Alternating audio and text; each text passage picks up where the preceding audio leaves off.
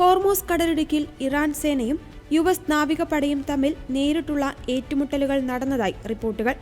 ഇരു രാജ്യങ്ങളും പരസ്പരം കുറ്റപ്പെടുത്തിക്കൊണ്ടാണ് പ്രസ്താവനകൾ ഇറക്കിയിരിക്കുന്നത്.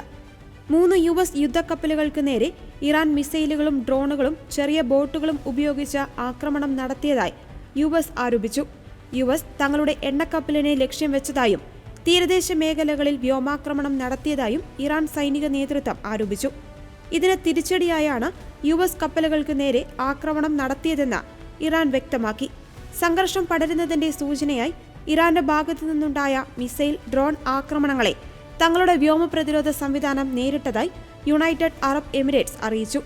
തങ്ങളുടെ കപ്പലുകൾക്ക് നേരെയുണ്ടായ ആക്രമണത്തെ ശക്തമായി നേരിട്ടെന്നും ഇറാൻ സൈന്യത്തിന് വലിയ നാശനഷ്ടങ്ങൾ വരുത്തിയെന്നും ട്രംപ് തന്റെ സോഷ്യൽ മീഡിയ പ്ലാറ്റ്ഫോമായ ട്രൂത്ത് സോഷ്യൽ വഴി അറിയിച്ചു.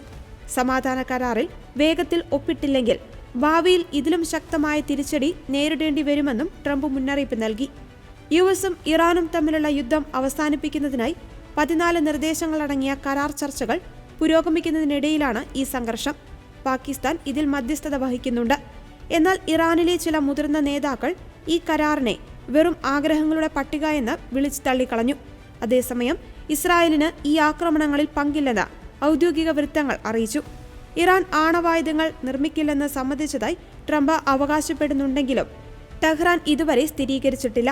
മേഖലയിൽ സമാധാനം പുനഃസ്ഥാപിക്കുവാനുള്ള ശ്രമങ്ങൾ തുടരുമ്പോഴും ഇരുപക്ഷവും ആക്രമണം തുടരുകയാണ്.